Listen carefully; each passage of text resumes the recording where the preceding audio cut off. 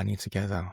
Separated parents' information, load of rubbish. They send you on a stupid course with social services who you can't trust anyway. And you sit in a room. The first thing they tell you is, well, the guy that I met, he was one of the very few open and honest people that I've spoken to in this whole process. I've met a couple, aside from maybe some other parents that I bumped into, and literally everyone's having the same conversation. But I was talking to him about the information within the training program. And, one of the first things that he said is, unfortunately, guys, usually what we find is that the people or the parents that turn up to these parenting programs are usually the wrong parent. It's usually the parents that are looking to co-parent, and the ones that don't turn up are the ones that don't want to co-parent.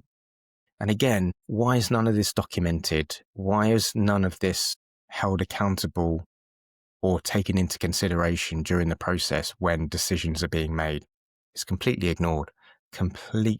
No one cares. And the other thing that he told me was, quite obviously, when I told him that the fact finding had gone in my favor, decision and order was made in my favor, we're just waiting for the final outcome, it's looking very positive, I'm feeling really, really good about it, I've just told the truth and presented my case with tangible evidence, he said to me, you won't win. And I said, but I've already got the order showing that, and we've had the fact finding, it clearly shows that everything is in my favor. Everything that I've said is true. Everything that the mother has said is false.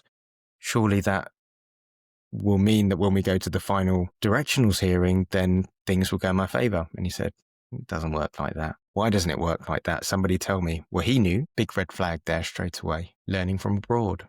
Okay, so they're talking about different initiatives that they have in Israel, some states of the USA, Netherlands, and they mentioned some other countries here, Portugal, so on and so forth.